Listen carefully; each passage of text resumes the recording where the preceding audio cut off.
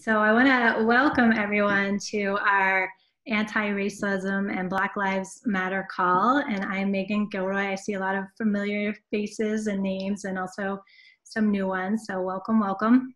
And I'm hosting this call today with Regine. Regine, I'm going to have you say your last name so I make sure I pronounce it right. Sure, it's Monestime. Monestime, yes. So I'm super excited to have this call, and I can also feel a little bit of nervousness. And Regine is someone who I've known for a few years. She actually came, did you start with the Retreat Blueprint program? Yeah. She was in our Retreat Blueprint program. And then the way I really got to know her was through our Wanderlust Mastermind. And what I just love about Regine is I've just watched her over the last couple years really embrace being that kind of fully shining woman and getting so clear on what her passion and mission is in life. And she has this really amazing company called Black Butterfly Journeys. I'm going to give her some time to talk about that in a moment. And I'm just so struck with Regine at literally like the light that comes out of you when you talk about what it is that you're doing and who it is that you're helping, and your generosity and your knowledge and your wisdom just really shine through. And I was so struck that I know you started out really doing retreats for women of color, and you've now done virtual retreats and online programs. And when you really talk from that place about the messages that all of us need to hear in terms of accepting ourselves and starting where we're at and being enough, and it just like lights me up. So I want to just honor and appreciate you for that, along with being willing to have this conversation here today. So will you just take a moment and share with everyone a little bit about what you do and your company? Because I'd love to highlight that before we get going.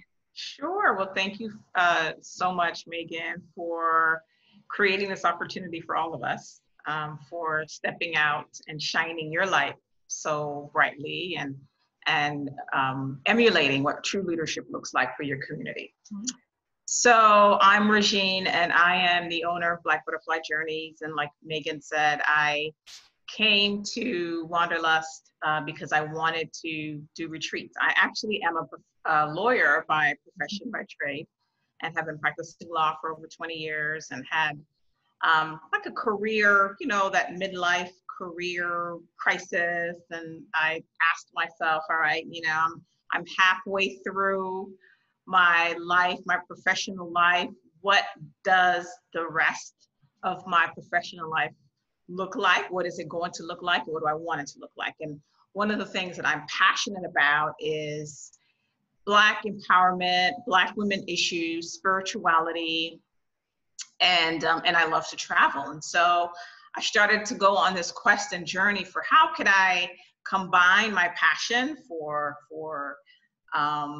I'm a lifelong student, right? And my passion for learning and always seeking to grow and spirituality, and my love of travel, and earn a living. And so I stumbled upon Sherry and Megan. I don't even remember how exactly now, when I took their class, and it was really helpful for me to kind of use it to gain the structure that I needed for my business, and then ended up taking a year-long journey with them. And, we just all had an opportunity to grow and learn from each other. And I consider them a member of my tribe, and I'm a member of theirs. And it's been really a blessing. And so since my business started, I've been able to take women all over the world. We went to Bali and Colombia and Haiti and I don't even remember now where else. And it's been wonderful. It's been truly, truly a blessing. And of course, COVID comes. I had 5 retreats planned for this year, and COVID said, no, I don't think so. So I had to, kind of redirect my energies and finally created some online courses. And so now we have this, this resurgence. It's never really gone away, of Black Lives Matter and protests against racism. And when Megan approached me about having a conversation, I said, absolutely. I would love to share, I don't speak for all Black women in the world. I don't speak for all Black people in the world, but as an attorney, as a woman, as a business owner, as a Black person, who's actually also an immigrant. We didn't even talk about that. My parents immigrated into the States. First generation college goer, first generation post-grad. And so, I hopefully I have some knowledge to impart. And I just really appreciate this opportunity to share with you all today. So thank you. Yeah, thank you, Regine. So I want to start out by creating a safe space and creating some just circling up community. So I would love for you to share a prayer or an intent for the call today. And then I'd also like to share one. And then everyone listening, I also want you to check in with yourself of like, what is your intent? What is the reason why you are here on the call today? Yeah. So let's just all take a collective breath. Yeah. And breathe out. Two of my guideposts are Nelson Mandela and Martin Luther King, both men who endured, particularly Nelson Mandela, endured more than I can even imagine in South Africa, in his own country. But yet and still, he taught love and forgiveness as the answer. And Martin Luther King, before him, taking the principles of Gandhi, said that, love and peace and justice is what will save us all. And so in the spirit of love and peace and justice, my intention is to be fully open, fully present, fully vulnerable, with an open heart, knowing that, love is the answer. It sounds corny, but it is so true. And so I invite you all to open your hearts with me, to see me as a Black woman, but also see me as a spiritual sister. We are all in this together. And it is my intention that we begin to see more of our similarities than our dissimilarities. And yeah, that's it. Yeah, well said. So my intent today is to always come from that place of love and understanding and inner growth and learning.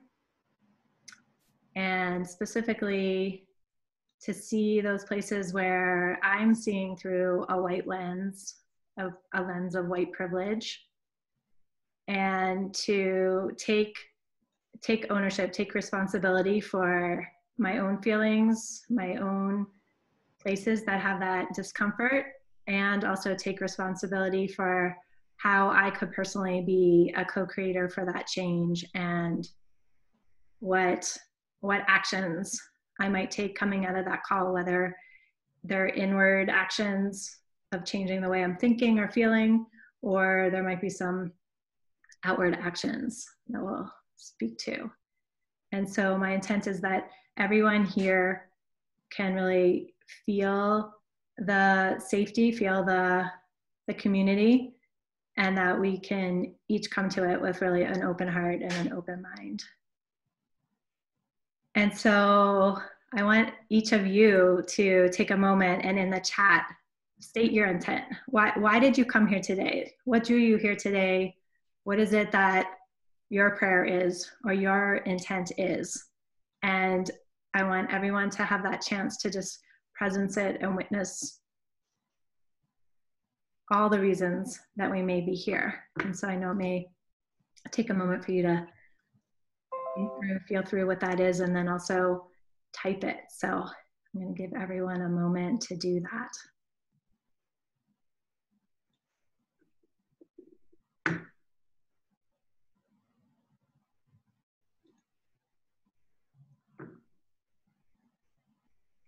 So I see to be always open to changing me so I may assist in changing with love. I love that perspective of having that starts within ourselves, right? To hear where people are. Yep. My intent is to show up with an open heart to learn and listen. Laura Lee is saying to be an effective ally.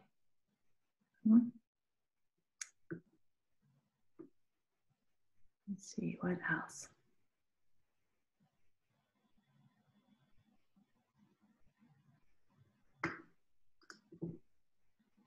I feel like this is a big question to kick off with.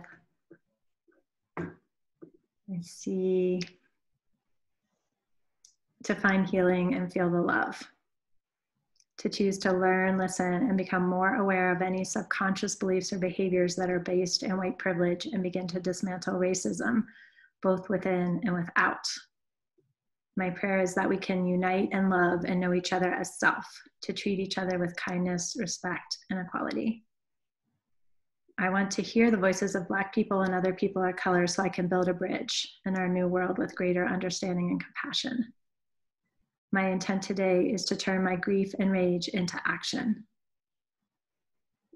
I am showing up here today to gain perspective outside of the lens in which I see life. My heart is hurting, and I am not sure how to respond, and I'm hoping this provides a doorway to answers that will help me speak truth. I am an educator, and I feel we are experiencing a renaissance of humanity. I want to be a midwife of that change by giving youth the resources and vocabulary to effectively live and thrive in this paradigm shift. I'm getting chills at all these.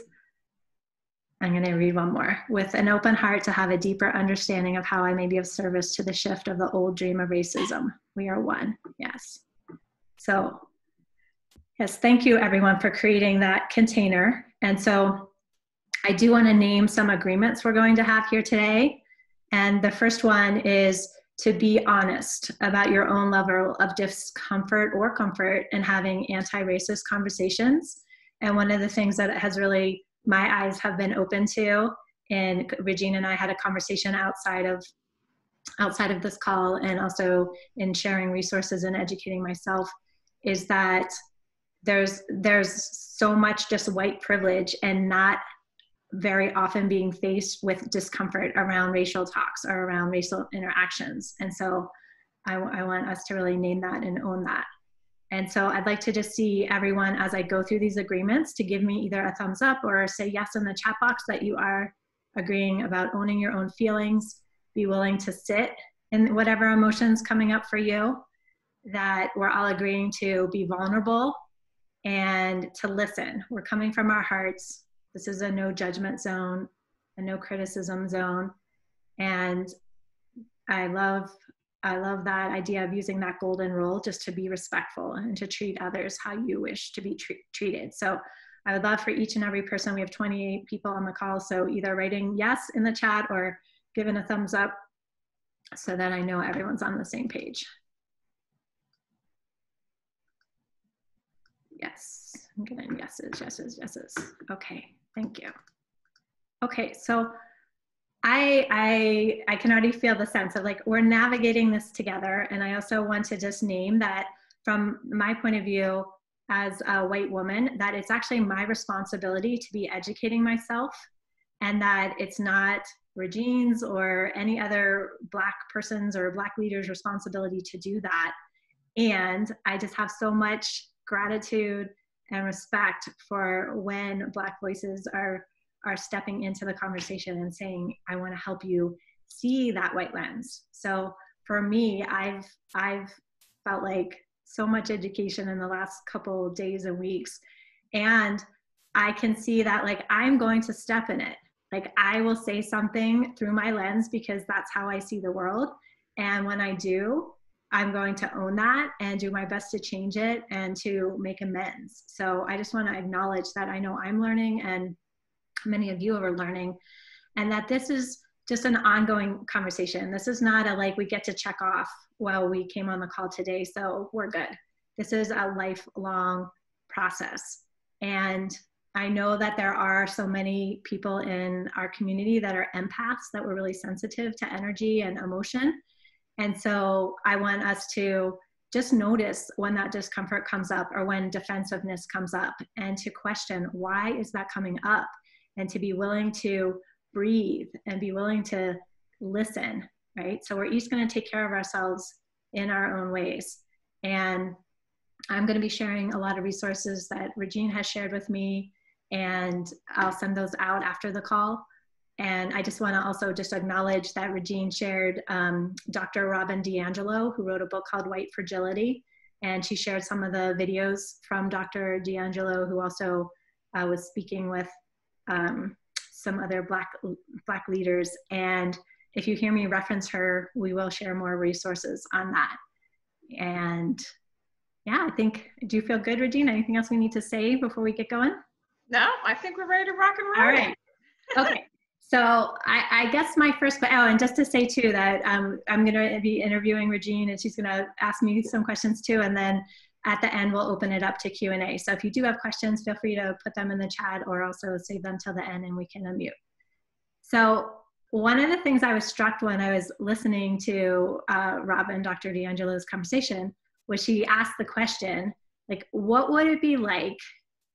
What would your daily life be like if you could give feedback to a white person when we do step in it, and that we actually would receive it with grace, that we would reflect on that and we would do something with it? So I'd love to hear that as an opener. Just like, what would that feel like to have that kind of conversation be available to you?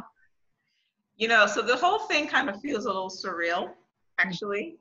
I was telling Megan that I went to school, I went to private school, and all of my teachers, I have still been trying to think, Megan, since we spoke, what teacher have I had that is Black? And I cannot recall until I got to maybe high school or college. Yeah.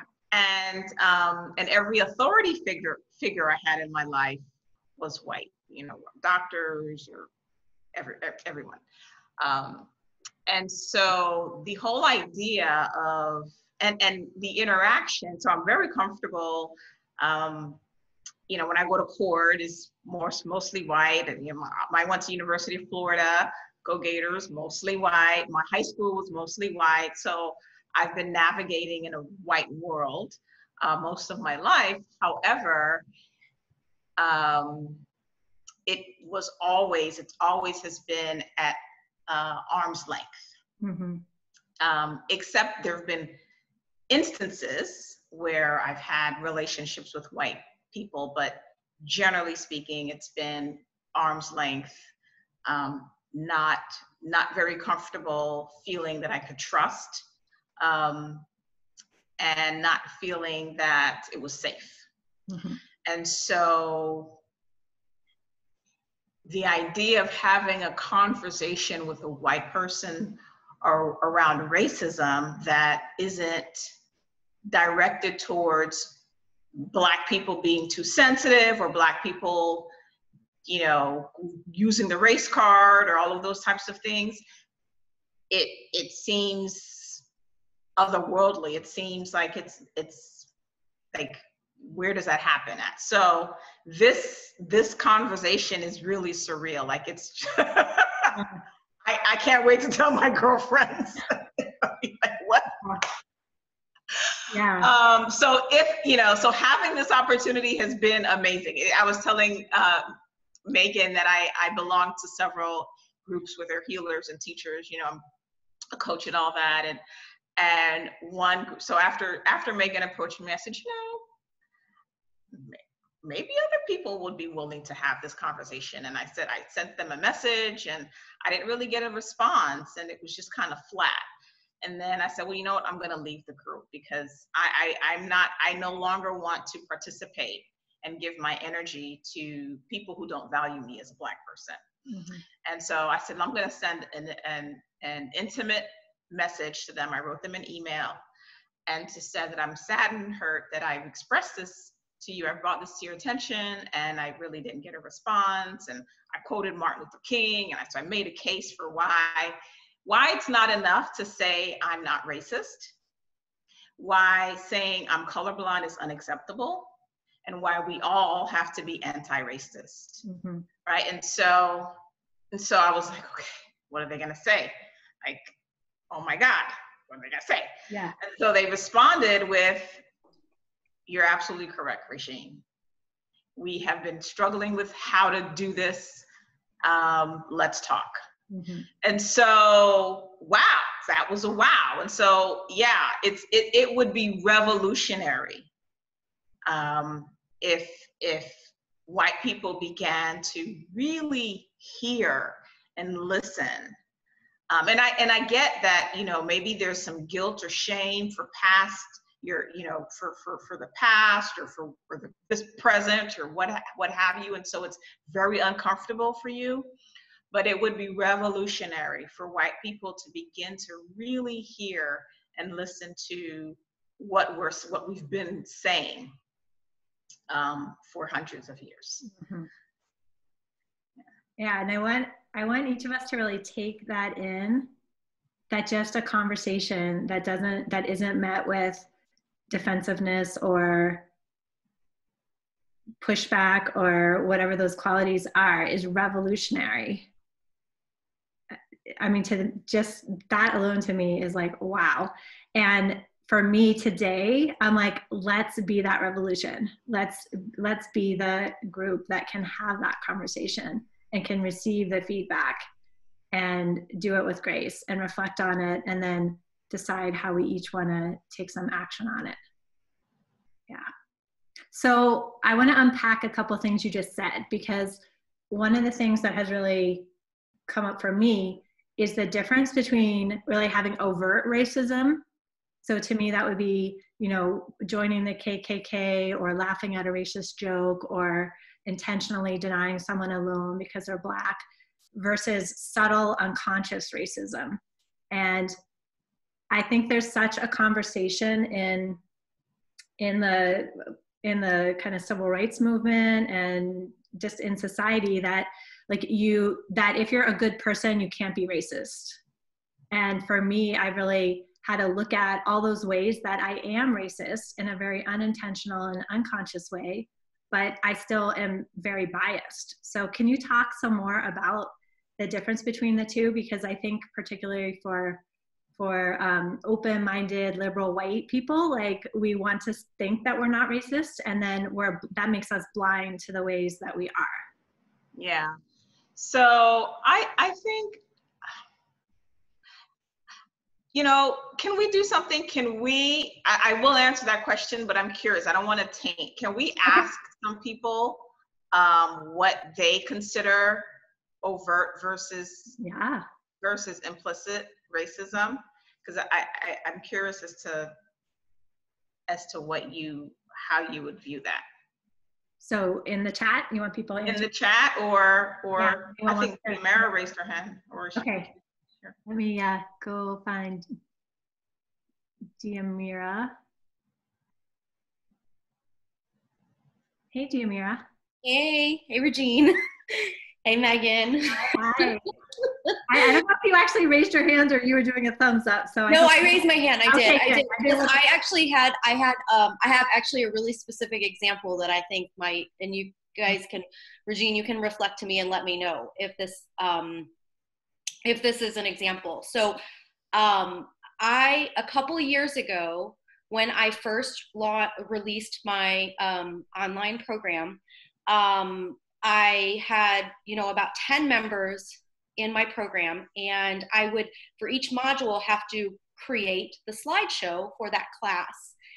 And I was so excited. I'm not going to lie. I actually had, for the first time ever, I had 2 Black women in my course. And I was so excited. I was like, fairy light's not white. This is great. So I was very excited, and I was creating one of the slideshows, and all of a sudden I'm looking back over it and it hits me. And I'm like, oh shit, like how could I not have seen this? And I'm looking through every single picture. Now, granted, some of them are of me, but every other image that I had that was of a person was a white person. And I was like, I can't believe I've never seen this before. And I'm going back through my other presentations, and I'm realizing how all my pictures are of white people, white women for the most part. And I'm like, oh my God. And for the first time, like my blinders had come off, and I mean, I couldn't believe it. I was in shock. And of course I went, you know, and made a great deal of effort then to just begin to incorporate Black people images in my, you know, slideshows from that point forward. And I even remember making a note of how the search, if I search for woman playing music, white people come up. So I actually had to make an intentional search, like Black woman playing music, and then Black women would come up. But so this was one way that, in looking back, I feel like obviously that wasn't an overt racist thing that I was doing, but it was like a subconscious thing that I was like making my presentations white. Does that? That's awesome. Yeah. And that happens all the time, right? Like there's really rarely is there consideration for Black people when because, you know, you see the world through your lens. So, and you know, what's interesting to me is that as women, you certainly understand gender bias and gender discrimination, right? But for some reason, and you guys tell me, but it's been my experience that there's not an easy parallel in making the jump from, you know, how I feel as a woman being disenfranchised, because, you know, certainly if Diamara saw a bunch of white men somewhere, she would be like, what the hell? And she is not someone who parses with her words. And so she'd be like, that's not right, right? And so you know how to do that. But it's interesting to me that, you know, it doesn't translate to race. And I wonder, why is that? That's a question. You know, if someone can answer that, that would be great. Yeah. So I want to read a couple other of the comments. So there's a comment about racism is in the air we breathe. It's like implicit is taking white privilege for granted, not talking about race with our children or our families or our friends. White fragility, being defensive, saying I didn't know, white tears, denial. So overt would be racial slurs, cabs not picking up Black people. Implicit would be the higher rate of COVID in Black communities due to systematic racism in the healthcare system. So overt would be acting in a hateful or judgmental way. So I feel like I feel like it's appropriate just to read some of the statements you and I had come up with around subtle racism, because some of them, I was even like, oh, I had to rethink for myself. So I would love for people who are willing to be honest about this, about if you've ever thought or heard people say this, like, I was taught to treat everyone the same. Racism is in the past. I see people as individuals. Everyone struggles, but if you work hard, you can make it. He or she just happened to be Black. My parents weren't racist, so I'm not, or my parents were racist, and because of that, you decided not to be. Don't just judge a book by its cover. Race doesn't have any meaning to me. I don't care if you're pink, purple, or polka dot. And would your parents be okay with you marrying someone who is Black? Or so, I don't see race. I don't see race. Uh-huh. You know, I just see people. So unpack that, because I think for some white people who have been trained in that kind of like diversity lingo of like, well, everyone's the same and I don't see color, like unpack that for us. Like why is that a subtly racist thing to say? Yeah, it for me, when I hear that, or if someone says that in my presence, mm-hmm. I feel viscerally insulted. Mm-hmm. Because if you don't see race, you don't see me. Mm-hmm. And it's not to say I'm just my race, mm-hmm. right? But racism is a sociological and psychological phenomenon that is so pervasive in this country that it permeates every aspect of my life. And so I see racism, I see white when I watch television, when I go outside, when I go to work, when I go to the bank. I mean, and so for someone to say, I'm colorblind, I don't see race, then you are not acknowledging my experience, and kind of disregarding a very big part of who I am. And I know that a lot of times it's probably not intentional.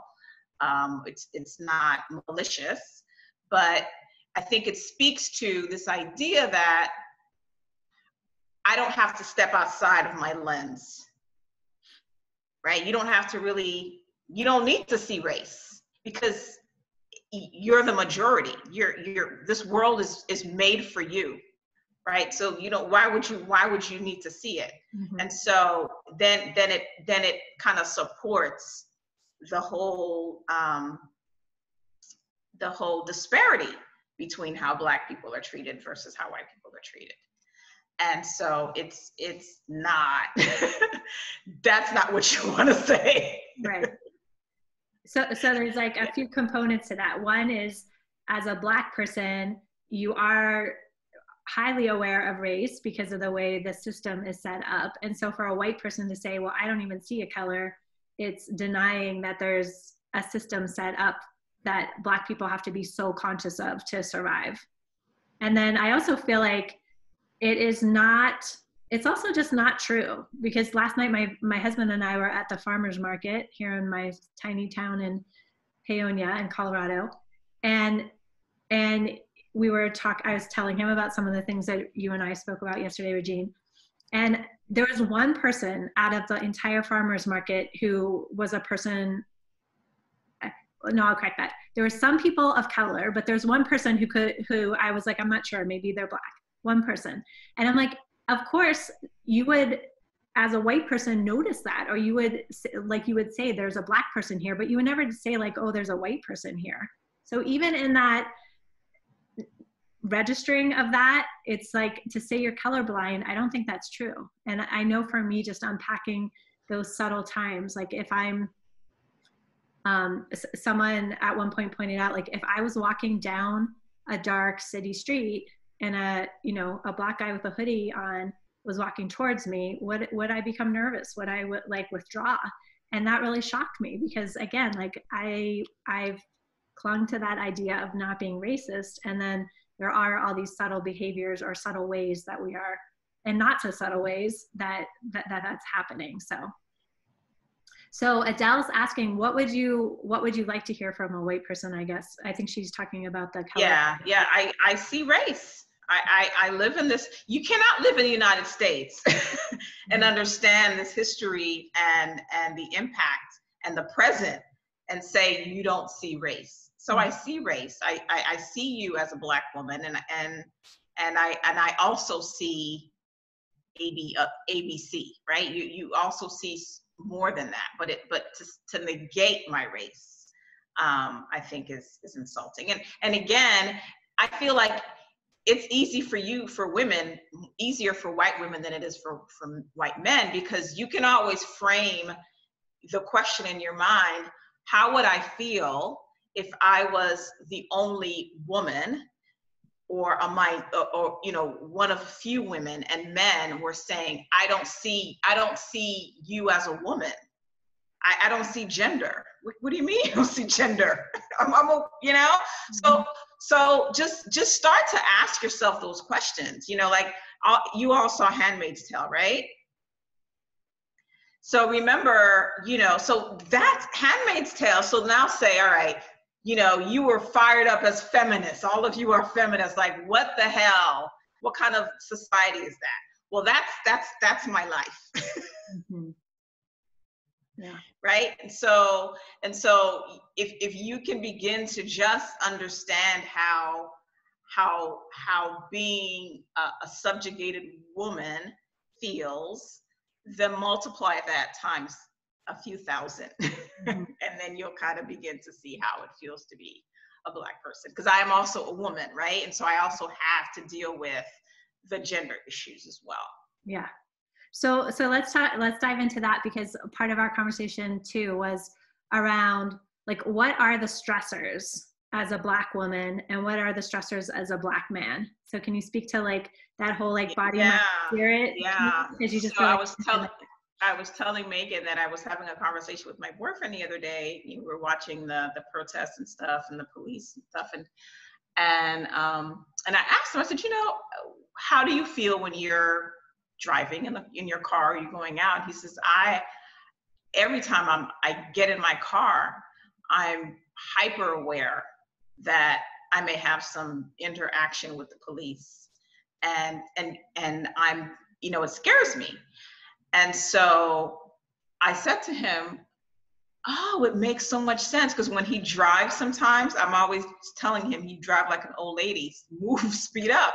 But he's like this, and it's because he doesn't want any problems. He doesn't want to get pulled over. And so it's just part of his natural way of being, that he just deals with it, right? And so as a Black man, at least I'm a woman, right? So I'm not physically threatening, but as a Black man, he is physically threatening to white women. And so if you see a big, tall Black guy, you may have an automatic nervous system response before your brain has even caught up, that you tense up and tighten up. And that's what he, has to live with all the time. And then when he sees these images, they do these studies around how television watching impacts kids, across racial lines, right? And so the more a white boy watches television, the more his confidence is raised. But the more Black kids watch TV, the more their self-esteem is lowered, because television is affirming, he's always the hero. He's the savior. He's the smart one. He is the, and we're all, more often than not, things are starting to change. We're the villain, we're the pimps, we're the criminals, we're the, or not, or we're just completely absent, right? So I grew up watching soap operas of, Luke and Laura on General Hospital, and all my children, and these were this was my ideal, right? Erica Kane was the ideal of beauty for me, as I'm dating myself now, right? And so, I was telling Megan that when I was young, me and my cousins used to put towels on our hair and be like Charlie's Angels. And, we would just walk around and be like Farrah Fawcett. And so my image of beauty has always been other than what I look like, right? And so these are just subtle ways that and all of you are teachers and healers, right? Like you guys are coaches, and so you understand the importance of self-esteem and self-confidence, and you understand the significance of trauma and repeated trauma and microaggressions and what that does during the developmental process, right?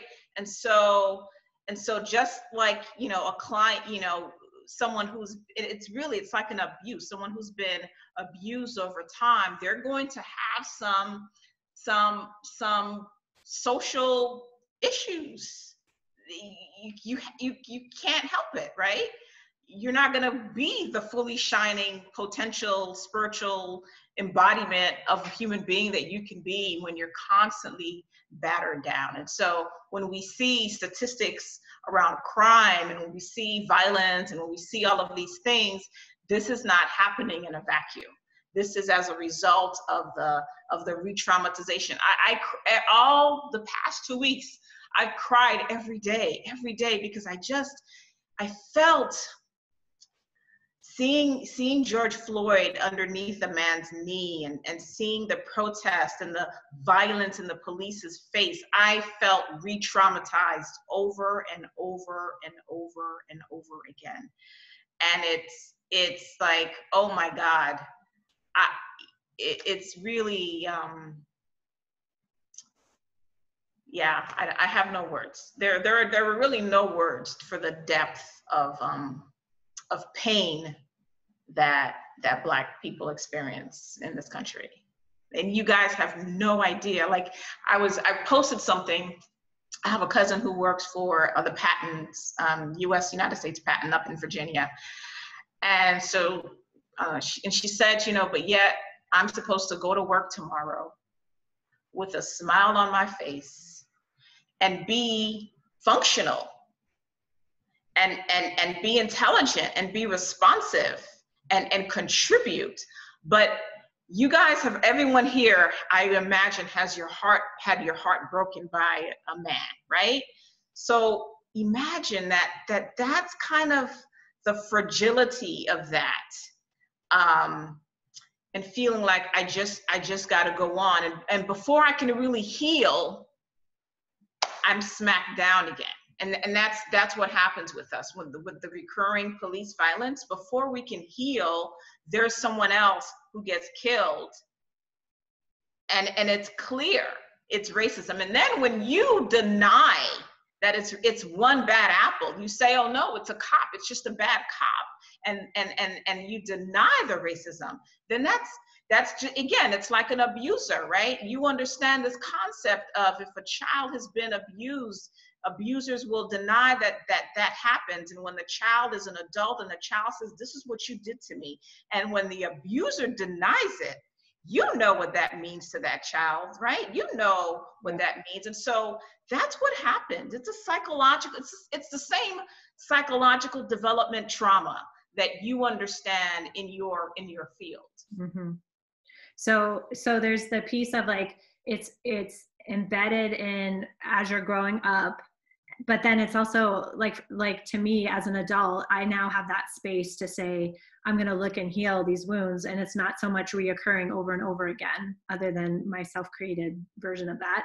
But you're saying that even when you're an adult, you're still facing those stressors and those put downs and the not being seen and heard. So it's ongoing, like you're constantly trying to process that, and within a system that's actually not changing. That's right. And it goes from the macro, like, what's happening with the general police violence, to the mini microaggressions, you're so articulate. What does that mean?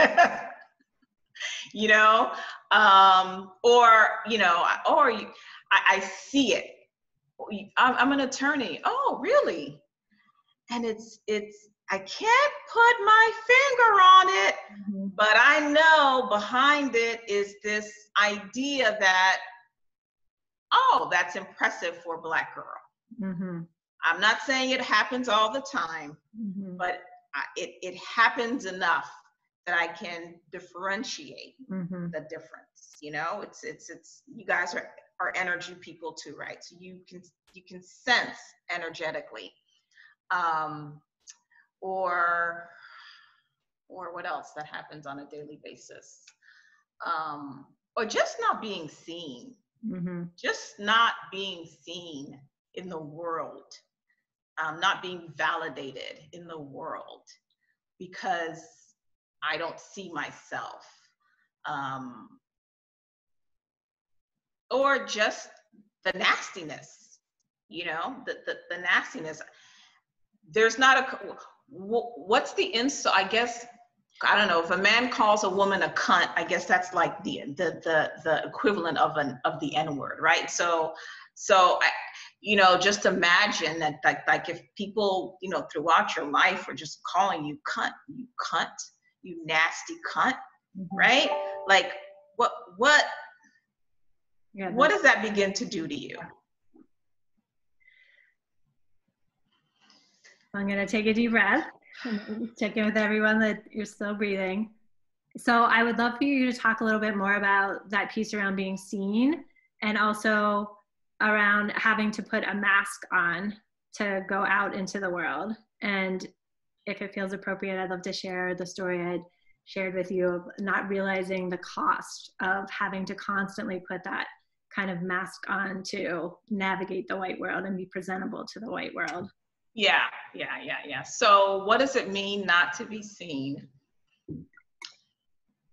I guess the best, I mean, again, picture yourselves in a world with men, and you are one of few, right? And the world is masculine oriented. You wouldn't feel like as a woman you're seen, right? So that's kind of the general big picture. Let me give you some for instances. How do I feel like I'm not seen? I could be going shopping and maybe be ignored by the salespeople. That happens pretty regularly.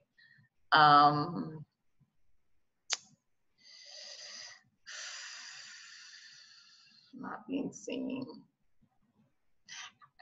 Having to like really assert myself in order to be heard in public, in whatever public space I'm in. Certainly in court, you know, when I'm in court, and now I'm going to kind of dovetail into the wearing the mask. So that really happens a lot in court because, so I have locks, right? I have locks. And so, you know, when I'm going to court, it is not appropriate for me to just wear my hair like, you know, out like that, right? Because I understand that the inherent message is that that's not professional, right? In so much that there have been laws that are passed that Black women cannot wear braids in the workplace. So the natural state of my hair is not acceptable. I mean, something as basic as that. My hair, your hair doesn't do what my hair does, and my hair doesn't do what your hair does. Mm-hmm. And so that's not being seen because I can't be seen as myself. I have to put on a mask. I have to put on a whole, you know, outfit and fit within the confines of what white America deems appropriate for me to survive and thrive even in this society. It's not okay for me to wear my hair the way I want to wear my hair. That's not okay. So imagine, like, you guys all have your hair out, and now I have to think about how am I going to style my hair. This is an everyday. So Black women are challenged every day. Like, you know, they perm. I don't know. Well, you have perms, but they're different. But for us, the perm it's like putting fucking Clorox on your hair to straighten it. It damages your roots. It damages it. It's harmful. But Black women find it's necessary to damage my hair, my head, because I need to fit in. You see, so it's so insidious. So I'm not seen. Mm-hmm.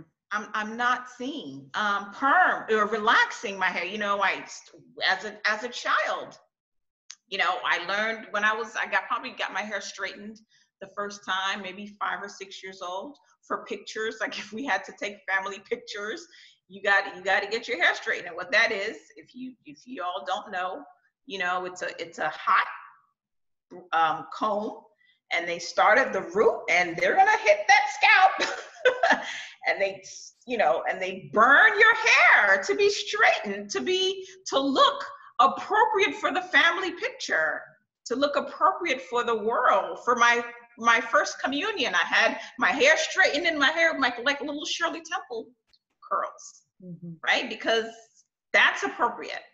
Yeah. So it's like something as simple that we take for granted of like being able to get up in the morning and like not really think about what our hair looks like to go to work. Like there's so many moments during the day where you're being asked to mold yourself in some different way than you naturally are to fit into society. Right. And then can I just say this? Yeah. And that's on top of being a woman, because I am a woman. So we have that, the other, you know, I want to impress a guy. I'm, you know, so I have to deal with that, right? On top of that, it's the race issue as well. So it's compounding it. Yeah. And so I really want to make that connection about being seen and heard, because my mom made a comment about, you know, she understands the protests and she understands the rage, but she didn't understand why people were resorting to violence. And my response to that was, well, when you don't feel seen and you don't feel heard over a long period of time, then the way that you're going to get someone's attention is to make it bigger, right? To be violent, to lash out.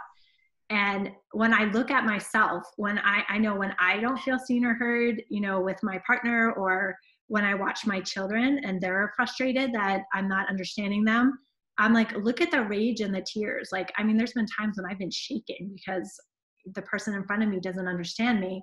And that's not within a system that doesn't understand me, or that's not in an everyday occurrence, right? It's in those moments of, you know, an emotional outburst. So I would love for everyone to just make that connection of what it feels like not to be seen or heard, and then multiply that by history and by daily experiences to understand like the amount of emotion that's boiling under the surface there, and not it coming up above the surface. Yeah. And the whole reference to the violence in the protest, right? So when Martin Luther King marched, it was, and his whole philosophy was a nonviolent movement. The white people of his day said, protesting is not appropriate. That's not the way you're going to get what you want, right? And so it's never going to be okay. Mm-hmm. Even if you did a letter writing campaign, you guys are killing the trees. No matter what we did or do to upend the system, the white supremacy system, it would cause a problem, because you're trying to change a system. Mm-hmm. And so I'm not advocating for violence, but I'm just saying that it's not about the violence. Mm-hmm. Because if you had a problem with Martin Luther King and you had a problem with bending the knee, right? When it was just a knee, you no matter what we did except stay in our places, you would have a problem with it. So it's like, whether it's been talking, whether it's been peaceful protesting, whether it's been violent protesting, whether it's been letter writing, whether it's been trying to change laws, it's just like, it doesn't seem like whatever angle you're taking or tactic you're taking to the change, it's still being, the message is like, it's not going to change and this isn't acceptable. Yeah. And so can you talk a little bit more about that? Like, we can't win. There was, what's her name? Kimberly. I'm not remembering her last name in this moment. Yeah, I think Kimberly Johnson, I think. Yeah. Just like, what does that mean when Black people are saying we can't win, or we're so tired? Like, where explain that. Yeah. So that's that. So I don't know whether you all saw the video that Megan posted with We Can't Win. And so when you think about, I love her analogy, because I hadn't processed it in that way. When you think about this idea that I'm playing Monopoly, you're playing Monopoly, and whatever money I earn, I have to hand it over to you, right? And then you decide, all right, I'm going to let you play Monopoly and keep your money. And when I do that, you come and you destroy and you take away the game, or you take away my money, which is what happened when Black people had some wealth in Rosewood and in Tulsa. And so the game has always been stacked against us. It has always been stacked against Blacks advancing, right? So whether it's the written in the laws for getting loans, right? So home ownership, property ownership. You know, after the blacks were and one thing I would say is that if you can, you know, you may not use this in your regular vernacular, but I don't like to use the word slaves because it suggests a state of being. I say enslaved person, enslaved Black person, someone who was enslaved versus someone who is a slave. So that's just, so when the enslaved Blacks were set free, you know, they were supposed to receive 40 acres and a mule, land to be able to cultivate and earn money. But that, of course, never happened. And so, you know, property ownership is one of the fundamental ways that people become wealthy in this country. And if you are denied the right, outright by the law, the right to own property, right, then how can you have any, how can I take out a loan, or how can I eventually have a place that I've paid off and now I don't have to worry about a mortgage? And how can I begin to build wealth for myself and for the next generation, where you know, your housing is such a large part of the money that you expend every month. And so, you know, so at every turn, you know, whether it's implicit, you know, if a Black, you know, you have two people, two resumes, and they could be identical. They do studies on this stuff. Two identical resumes, because one person's name sounds Black, that person's going to be denied the opportunity. Mm-hmm. Right? Same thing for business opportunities, banking loans, any industry. There's just been this I have to say a intentional dogged pursuit to make sure that Black people do not succeed. I was reading some history on the civil rights, the Civil War, and you know, even Abraham Lincoln, who we all laud as the person who saved Black people and set them free, you know, he did so reluctantly, right? We know that he did so because the North was losing and he needed some capital, he needed bodies to fight. And so, but years before, he had said that, you know, he did not believe that Black people were equal. But he had to figure out a way to make it work. And so there's never really been a time, same thing for the civil rights movement. The reason that Martin Luther King succeeded was two reasons. Number one, by then the entire world was looking at this. And number two, the main issue, so Martin Luther King's March on Washington was for race and economic equality. That was really he was really about economic equality in addition to the race issue.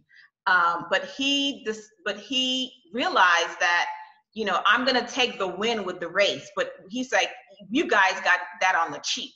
The real victory is in the economic equality, but we never got that, mm-hmm. right? And still to this day, we lag behind. You know, I pulled some numbers. I don't know if you want me to share them now, Megan, or later. Yeah. I pulled some numbers for where we are in terms of the wealth gaps, but it's you know, what is it? The typical Black family has only 10 cents for every dollar held by a typical white family. Wow. Yeah. That's a big gap. Generally speaking, so it's 10 times. And if you go by, if you talk about health disparities, same thing. Education, right? 82% of public school educators are white compared to 18% of color. Hmm. So it's just, I don't know how we win. I don't know how we win. Mm-hmm. Yeah, you made that comment to me yesterday that it's like Black people are 7 or 8 generations behind a lot of white families who have had that chance to go to college and accumulate land and pass down, you know, inheritance. And have better health factors, and you can see how compounded it is. Yeah, yeah. You guys are 7 generations ahead, right? In terms of having opportunities and owning property and going to school. And so we are so, it's, when you think about that 60 years ago, the Civil Rights Bill was signed into law. So 60 years, it's not that long ago, right? In many of your lifetimes, where I had to ride in the back of the bus. How demoralizing is that? Right? And so the psychological and the financial impact of this leads to stress.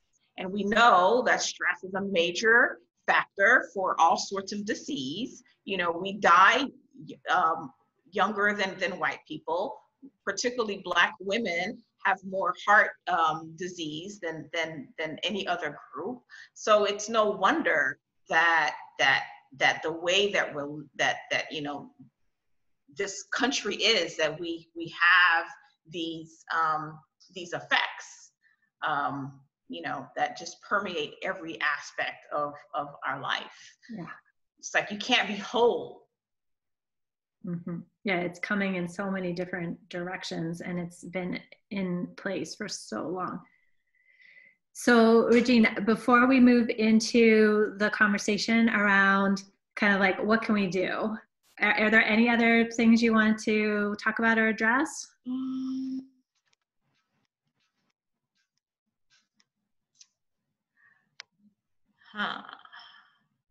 I mean, I don't know that we did. I don't know that we really talked about white privilege much, and why. Yeah, I'd like to really explore why white privilege is important. Why it's important to acknowledge that it exists. It's a real thing, and to recognize the impact that it has on continuing the legacies of slavery and continuing the racism. And so yeah, I would love for us to kind of dive in, and I'd love to hear from you guys in terms of whether you believe that there's a thing called, it's a thing called white privilege, and how have you experienced it or are experiencing it in your lives? And someone else also said yes, and white fragility. I don't know if everyone's familiar with that term. So Tita is saying, the systems were always created to make sure Black Americans never succeeded, but is packaged in ways as to gaslight everyone. Whites can easily state that it must be a Black person's fault, and Blacks can't succeed no matter how well they follow the rules of the systems. Right. Yeah. I don't know if people are talking or are typing. I'm sorry. Yeah, I'd love to hear from someone who kind of maybe has a what are your thoughts on this whole white privilege thing? Well, I'm having debates on Facebook with people about this. Just be nice, and all lives matter, and they deny that they're colorblind, and I'm calling them out, and it's like they just don't get it. I don't know if they've never had a friend who's a person of color or what, but they just don't get it. I don't know how to get through to them or change their mind without, I don't know. I just don't know how to do it. And do you see how white privilege has impacted your own life? Oh yeah, for sure. I am so privileged. Yeah. And I mean, it's like the water we breathe, the air we breathe, the water we swim in, it's all around us. It's just the way it is. That's why we don't have to look at it as white people, right? It's the way it is. Yeah. And it's privileged to not have to look at it. Right. It's privileged to not have to look at it. Yeah, I think that's probably the biggest privilege, to not have to think about race.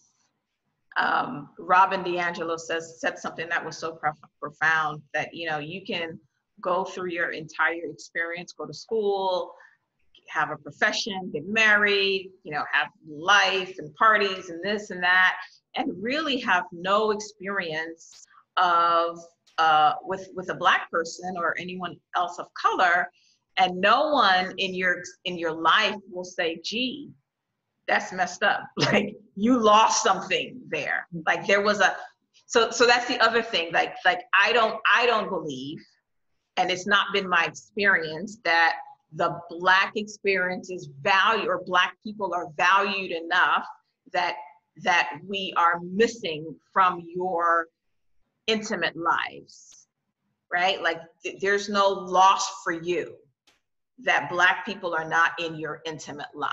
Mm-hmm. But psychologically, I was raised that there's a loss for me if white people are missing from my intimate life, right?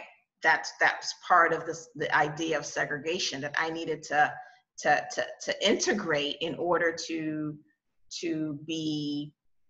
participate in life, in a good life, right? And so that's why people resisted integration, because now I don't want to integrate with those people. And so I'd really like for you to think about that. Like, do you honestly, within your heart, you don't have to answer because this is kind of, you know, one of those questions, but honestly, in your heart of hearts, do you feel that there's an absence or a lack or a void that is happening as a result of the fact that you don't have intimate relationships or intimate relationships with Black people? Yeah, Adele is saying, like, I don't have an experience of being intimate with other Blacks, and saying, like, I can see that the white privilege is like, I can drive down the street without having even a fear of being pulled over by a police officer. I know that conversation yesterday, I'm like, oh, just your perspective versus my perspective of police is like strikingly different. Yeah. I you know, it's funny, I was, after this whole thing started, you know, I was talking to a friend of mine. It's like, it happened so quickly that I wasn't even consciously aware that when I drive by police, I definitely like perk up, like I'm you know, I'm on high alert, right? So that's the other thing, right? So my fight or flight responses are on, I don't know, 60-70% of the time. So again, you guys are teachers and healers, and you understand, what does that do to your nervous system when you're in fight or flight all the time? That's not good, right? Yeah. And so something is just going to the store, you know, and if there's like, if I were to leave my house, and I live right now, I'm living in primarily a white neighborhood, and there's like a barricade of officers in the corner, I'm like, oh shit. I would start to think, oh my God, I need to go another way. How can I go another way without them thinking that I'm leaving? I would go into full mode, fight or flight. I need to escape. And I know for you guys, it'd be like, oh, I wonder what's going on over there. Yeah, all right. And so imagine, yeah. So I'm keeping an eye on the time, and I know a couple people have asked if they can speak, so I want to make sure we're addressing the piece around, okay, like, where do we go from here? What can we do? Because I want to start out with what Robin said, which again was one of those big light bulb moments for me, is that when white people are asking, like, they kind of want that checklist, right? Of just like, well, what do I do? How do I help solve this? And her comment was, what about your life as a fully formed adult in the year 2020 allows you to not know what to do? So what is it about your life that as a fully formed adult allows you to know what not to do about racism? And I mean, when you really sit with that, because I had to sit with that myself.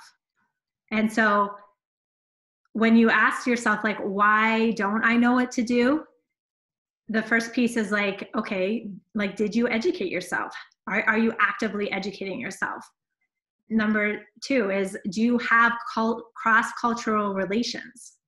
Like, do you have people in your life that are intimate, right? Not to be able to say like, oh, my second cousin married a Black guy, or, you know, I know someone who's Black, but like a truly intimate relationship.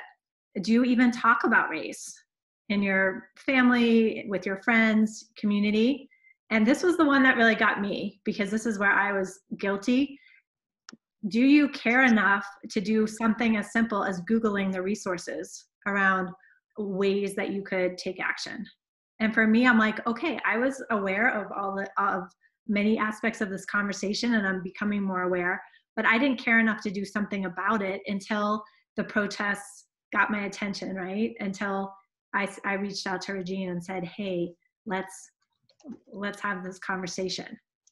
And so I'd love to turn it to you, Regine. I don't know if you want me to pull up that graphic. Yeah, I would love to. Yeah, let's pull that up. And then I've also kind of broke it out, because I know that this is a community of spiritual women, in terms of what you can do, you know, emotionally, spiritually, and also kind of vocationally, financially, and so forth. But yeah, this is a beautiful example of how you can start to pose yourselves these questions and to know kind of where you are, and know and kind of guide you into the growth zone from the fear zone. And I'll also send this out in the email tomorrow with the replay, so if anyone wants to look at it more closely. Yeah. So to me, it also really helps like delineate places that could be a place to make a change, right? Like, do I need to educate myself more? Do I need to look at the systemic piece and ways I might be able to help systemically? Do I need to be speaking up more, right? Yeah, to me, this was just brilliant. So I don't know if there's anything you want to call out on this. Yeah, I loved, definitely the growth zone. I speak out when I see racism in action.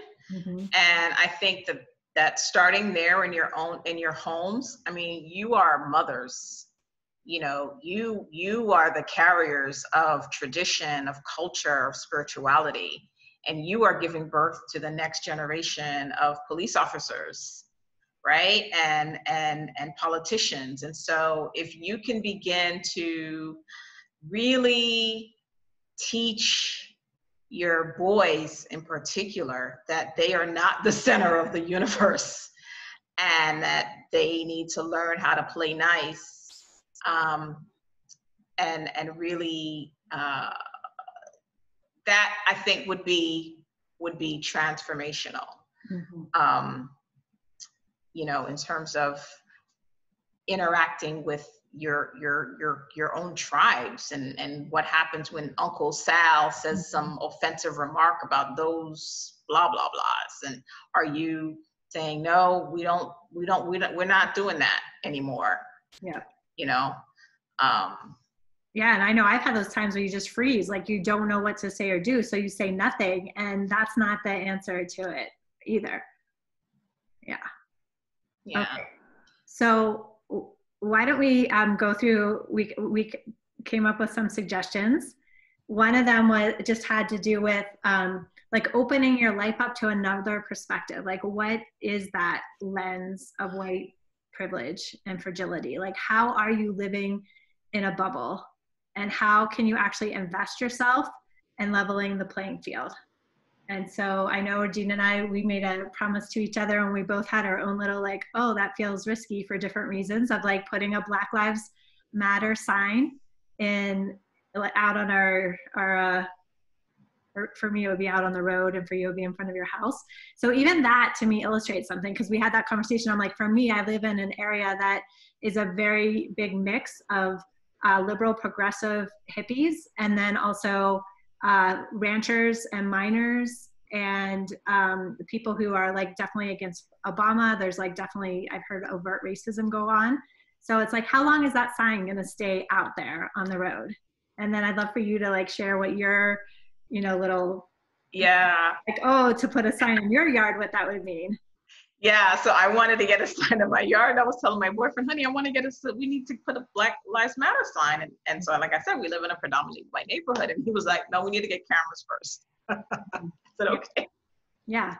Right. So that's so different. Like for me, it's not a fear for me personally so much. It's a like, oh, what's like the community's response? And for you, it's on that more like safety issue and what might the consequence? Yeah. Yeah. What's the backlash? You know, will my neighbors like call code enforcement if our grass is not cut, or like, you know, what's the consequence? And so I'm going to do it, but I have to tell you, I'm fearful for, you know, for whatever that can look like. Yeah. Yeah. And so another suggestion was like, how can you work for systematic change and justice, whether it's in the areas of health or prison reform or economic? And we had a conversation around like, if you are in a position to hire someone, how can you actively recruit a person of color? And I know for myself, we're looking for a social media director, and we were also looking at hiring a coach. And I realized, I'm like, oh, our community, yes, it has some diversity to it, but it's mostly white. And so if I'm putting out to my community, hey, I'm looking to hire someone, and I'm only telling predominantly white people about it, then that's one of those places that it becomes systemic. So I know we're really looking at that within our businesses of how we can actively recruit and hire people of color. Yeah. And then, you know, so it would be hiring, promoting, mentoring, you know, women, people of color. If you're in an opportunity where you can really make a change, particularly for you know, women, right? They say in the African culture, if you help a woman, you help an entire community. Because she, you know, the woman is the center of the community. And so when you're mentoring a woman, a young Black woman at your place of work, and really investing in her success, you're changing not just her life, but you're changing her entire, it could be an entire block.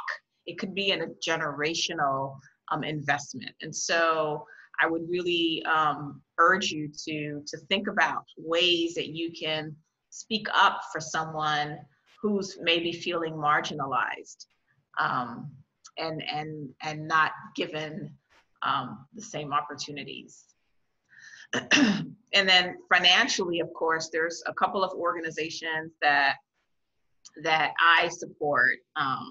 And, you know, I'm like always weary about giving to organizations, because you always hear about, you know, they take the money and they never do anything with the money. But, you know, I vetted these people, and one of the organizations, actually, well, one of the gentlemen, someone mentioned the Oprah Winfrey special. So one of the gentlemen, Color of Change, he was on there, and last night he's going to be on there again. And then Campaign Zero, the executive director of that organization, worked with Obama. And she, so these are just top-notch thought leaders who are on the ground, really doing the work and investing, you know, really, really investing. And then there are such things as Black banks. There are not a lot of them in the United States, but, you know, you can look up, you know, where's the Black bank in my neighborhood, and whether it's just, you know, depositing a couple $100 or using that as your primary bank. But all of these economic engines help support our communities.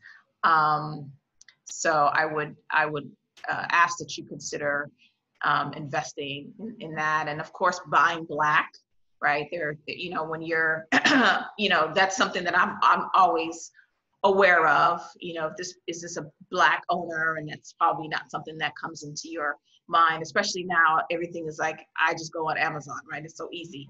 But if you can take some time to find a Black owned business, because again, you're investing not only in that person, that business, but you're investing in the community.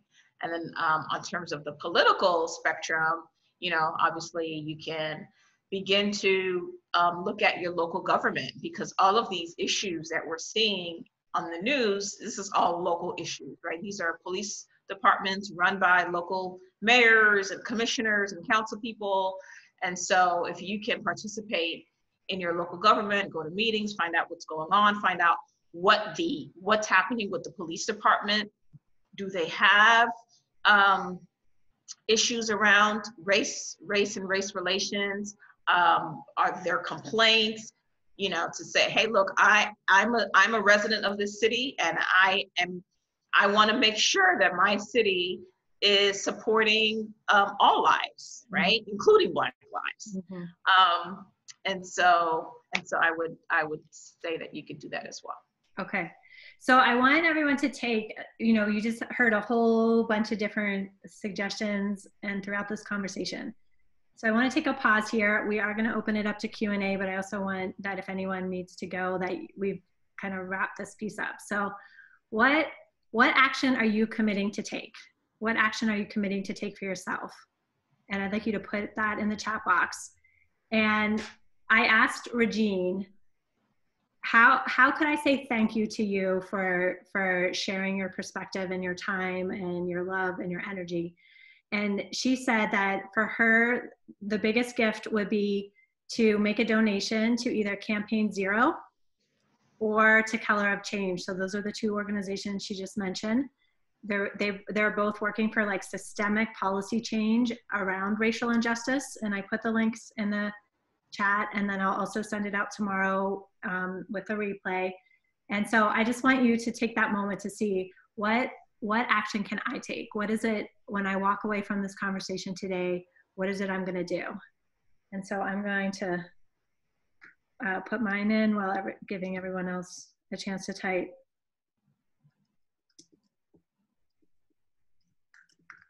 I just wanted to throw out there too, I'm an educator and I've studied education from preschool through college. And I was so shocked once I got my PhD to realize that globally, the only recognized educational systems are the British, the IB, and the American.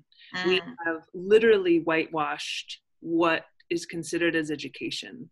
And, there are loads of history and culture and education that is extremely valid that has just been written off. And if we can't even acknowledge that we've whitewashed pictures of Jesus, I mean, this goes so pervasive to what makeup colors there are, what hair is acceptable, it's everywhere. And one little thing, I think I try not to use the word white because, I don't know anyone this color. And I think we have so many connotations in our culture of white and goodness and greatness that when I hear about, I talk about pink supremacists, and I think that doesn't carry the same weight. And so trying to really be aware of the language that we use and making space to really question some of the assumptions that we were taught of beauty and goodness and truth and who's safe and trustworthy and what is education, I think are really critical questions for all of us. Beautiful, thank you for sharing that. Okay, so I see all sorts of actions and commitments happening in the chat. I want to encourage that to happen from each and every one of us.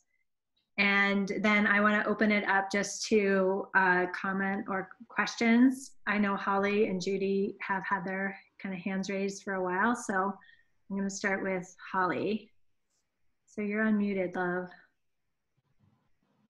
Hello, Regine.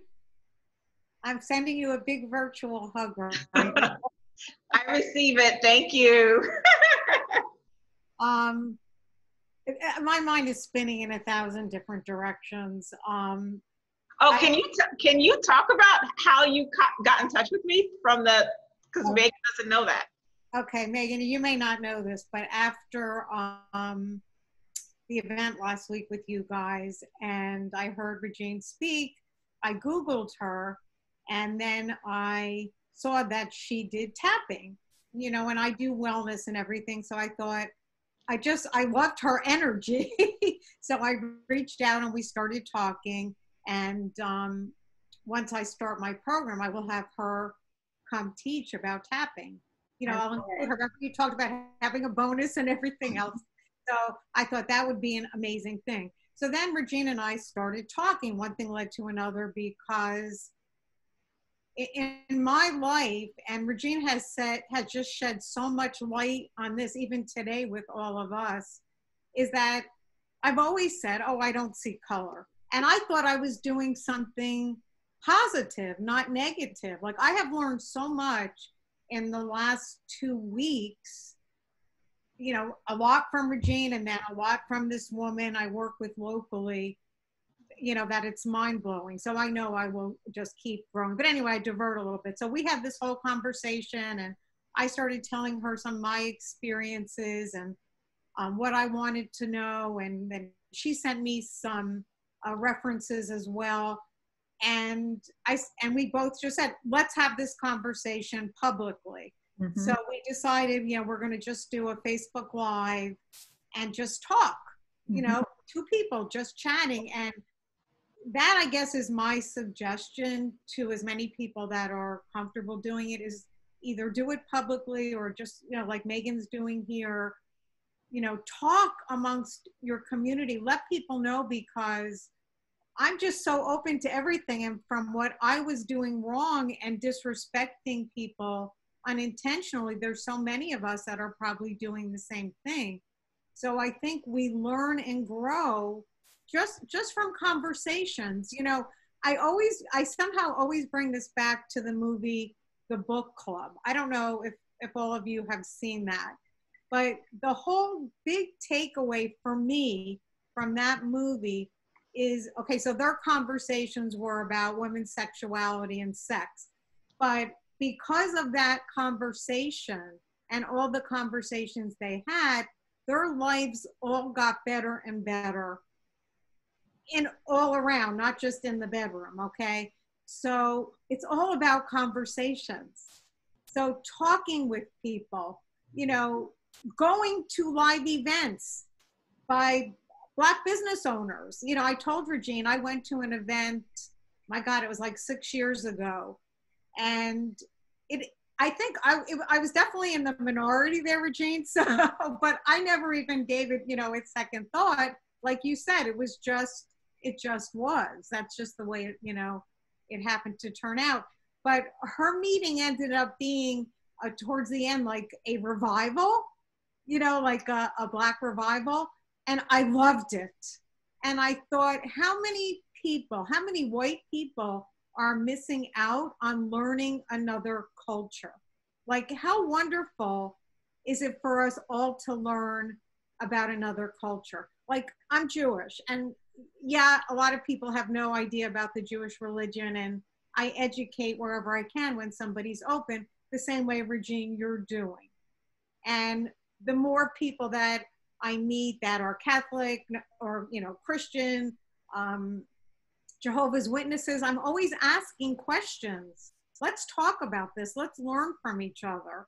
And I forget who posted it in the chat, but I just love the idea of us all just reaching out around the world, white women, Black women, Asian women, all holding hands. Like, my God, it's enough with men running our country and our world. We as women need to hold hands and support each other and just take control.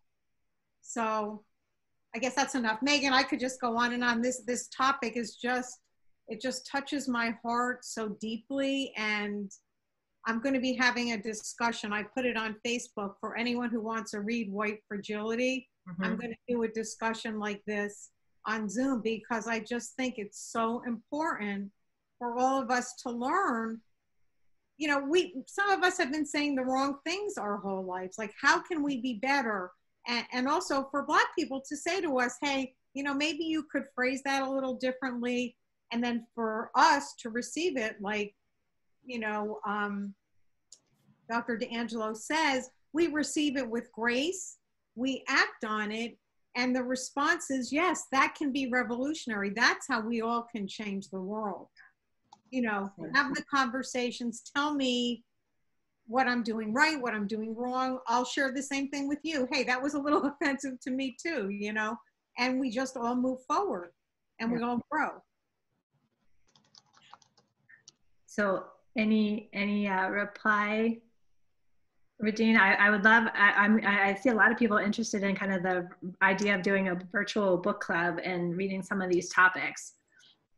Yeah, I posted that that would be a great idea, you know, to have a book club, but not just virtual, but like in your own communities with your people, so that you can share. Like, it's great to have a book club with like-minded people, but I want you to have conversations with people who don't think like you. You know, because that's where the learning and the sharing, and then each one teaches one. Yeah. So let's see, Judy also, thank you, Holly. You said so much in those words. So let's see, Judy's still here. Where's Judy? So I'm unmuted? Yes, you are. We can hear you. Okay. What was going through my mind is, in my experience, white people get enthusiastic, they get righteous, they get, let's change this, and then they don't do anything. And so I think therein lies the question, what do I do next? So if we have a core of people that are sincerely interested in looking at their own privilege and trying to bring equality, economic and personally, to people, then Megan, people like you, if they would step forward and say, you know, did you know that you have white privilege? Did you know there are resources to help you understand it? You know, so very beginning steps being taken. But I worry about it. I worry about white people once again retreating into their bubble of white privilege, and it doesn't impact their life. And so I worry about that energy getting scattered. You know, I feel I have only dipped my toes into dealing with myself and then, you know, supporting my community. And I think that's enough on that. My other thing was... Why don't we pause though? Because otherwise I feel like the points get lost. So I am curious about that, because... I have to go. You got to go? But that's okay. I'll just take another breath and hang in there. Okay, so because my question always becomes, because I can't do something about white people, I can do something about me. So if I make that commitment, and Holly does, and Emily and Judy and Devorah and everyone else on the phone makes that commitment to say, I'm not going to forget, I'm going to keep it in the forefront of my consciousness. Like, to me, I don't have another solution other than that it starts on that individual level. Yes. Right. Okay. But the difference that I'm trying to express is the women on this call are taking a step. There are many, I always refer to women, there are many women who are on the edge of beginning that we could reach out and hold on to and bring them along that otherwise would have dropped out. And that's what I mean by scattering it. You know, yes, the people that are on this call will move forward, but there's the opportunity to involve many more people. Yeah.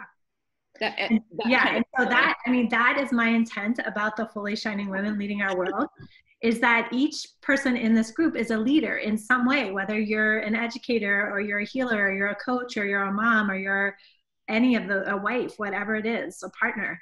And if we're saying, I'm holding this conversation to kind of the people who are taking steps, and look how much we have to learn. And then if each of you go off and take your steps and make your conversations and take your actions, that's the ripple effect, right? So that's what I want to make sure that everyone here is making that commitment to, is like, first to ourselves and our own education and awareness, but then how do we turn around to our community and reach those people who are not at the same space that we might be in. Right. And then one more thing. Yes. For educators, there's books out that's called, you know, Teaching with Poverty in Mind.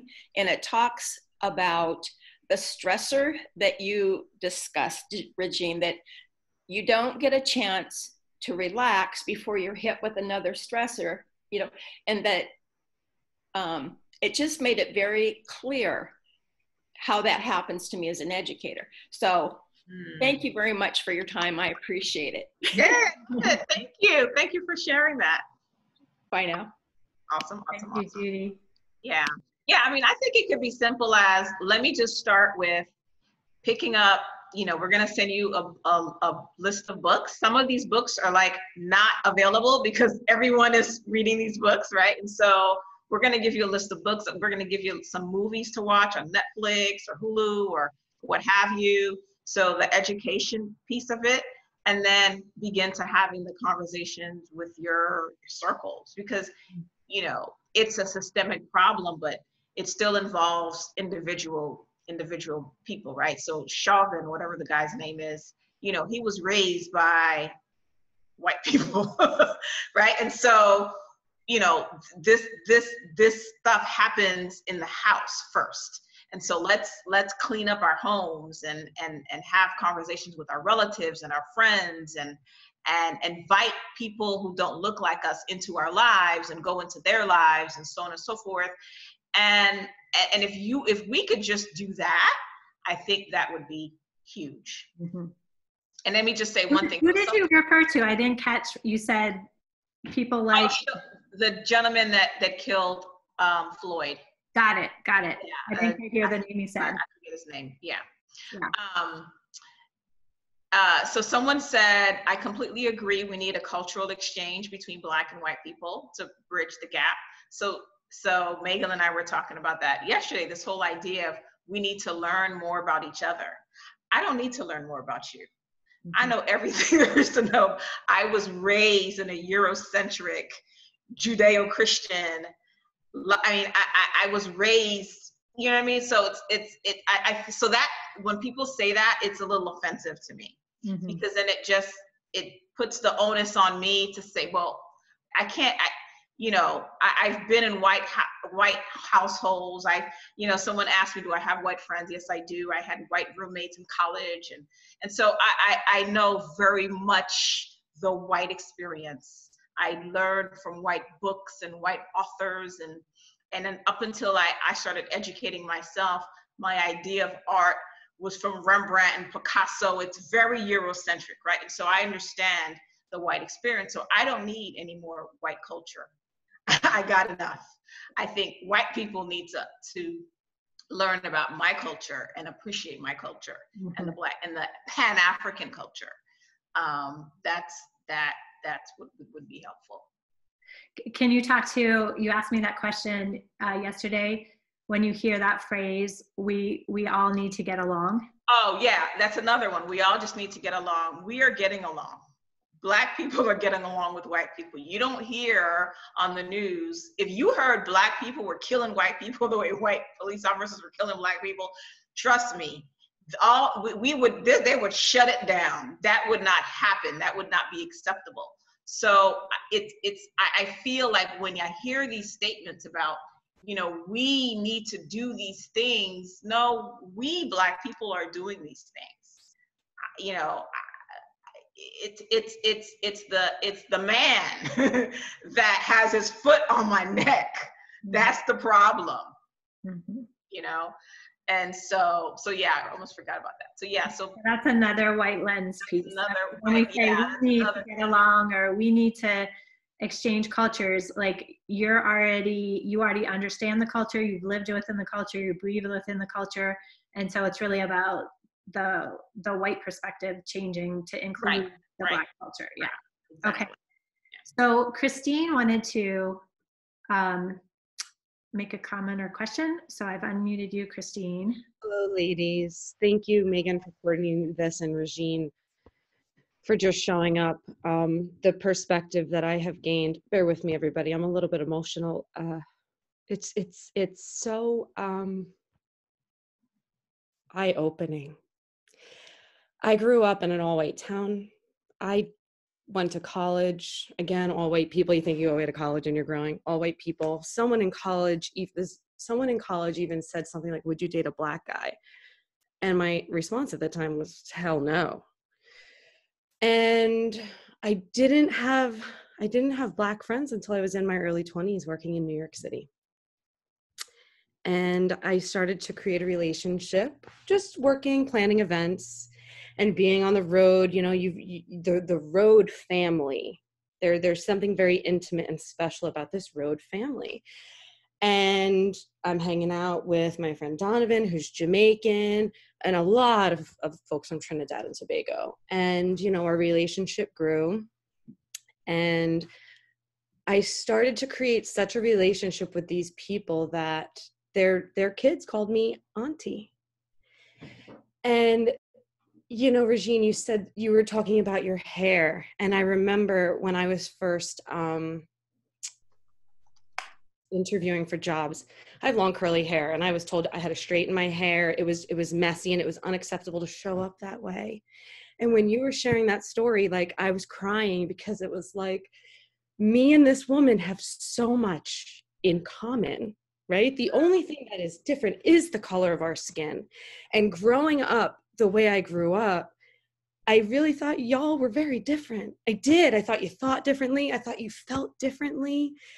And it wasn't until I had the experience of breaking bread and sleepovers in the home and going back to Trinidad and Tobago and hanging out, you know, with the family, that I realized we're really not different at all, you know? And I guess for me, it's, you know, experience is what really draws people together, you know? And here I am thinking, you know, talking about subtle ways, here I am thinking, oh, I've got friends that are Black and all this culture, but you know what I'm not doing? I'm not really having these conversations about race with them. So I'm really questioning then the intimacy of our relationship, you know, because this is a really big thing that you really brought awareness to me about, just, you know, waking up and how you style your hair. And like, I'm claiming I have these awesome friendships. These people were invited to my wedding. They were there, but the core of maybe what hurts them and drives their choices and their experiences, I'm not addressing. So wow. Thank you. I'm going to be processing this conversation for quite some time. Oh, thank you for sharing that. And I invite you to call them and say, hey, let's talk. I would love, I don't know, Megan, but I don't know, but I need to hear what the feedback they get after. We need to have another conversation. Yeah, we need the after the show conversation. Well, let's do that. Why don't we have another conversation in a couple weeks to say, okay, what action did you take? What changed? Because I know for me, when I reached out to you, I'm like, how do I say this in the way that isn't offensive, that's going to be received? And to me, that's when I said I had those tears of gratitude. It was, wow, whenever I've taken a step, whether it's with someone of color or anyone else in my life, towards intimacy or towards truth or towards honesty, it's met. And I just see in this conversation how white people are so afraid to say, well, you're Black and I'm white, or to say, you know, there is a difference between us, and there also isn't a difference between us. And when we're really willing to have those conversations and be real about what's my experience, what's your experience, then we create that intimacy and understanding, and we have to lean into the discomfort of that in order to do that. And my experience is, you know, obviously people of a certain mindset, but you're usually met and surprised by the outcome. Yeah, for sure. So I'd love to hear like how those conversations go when you say, hey, talk to me about your experience as being a Black person, and why haven't you ever talked to me about that? Yeah. Well, and you know what? I guess the onus is, I'm going to take the onus on me. Like, why did I never bring it up? You know, out of curiosity, if I'm learning and I'm growing, you know, I'm in this place, I've really transformed. You know, I went from not even wanting to date a Black guy to having a few boyfriends, you know, from different places. So, you know, it's on me too to strike up difficult conversations and sit in uncomfortable, you know? Awesome. Yeah. So thank you for encouraging, for giving me the nudge, for really giving me the nudge. I appreciate it. So I see Diamira and Suzanne have their hands up. So Diamira, let's go ahead and unmute you. Yes. Hi. I just want to say something really quick that might be triggering to some people, but I I'm learning, and I just want to point something out that I'm observing, and I would have never realized this if I hadn't been learning and like learning. We have referred over and over and over to a book, an expert that is white. Mm-hmm. So everybody keeps referring to Robin's book, and she's white. And one of the things that I realize is like, this is part of the whole white privilege and white lens, and is that our default is to go to white experts instead of looking at what are Black people saying? I should not hire a white person to educate me. I should pay a Black person, like a Black person that actually does this kind of education work, and really be supporting Black people and Black experts, especially on this thing. And so again, this is something that I realized I was blind in as well, looking at my library and that kind of thing. And so now I'm just seeing it in this whole conversation today, and I just wanted to presence this. Then there are Black experts and Black authors that are fantastic that have written a lot about this, and they, probably could have written what Robin wrote, with their eyes closed. So just saying that, okay, that's all I want to say. That's all I got to say. So can I say, it's so funny that you should say that, Diamara, because we're gonna send you a list that includes Black authors as well.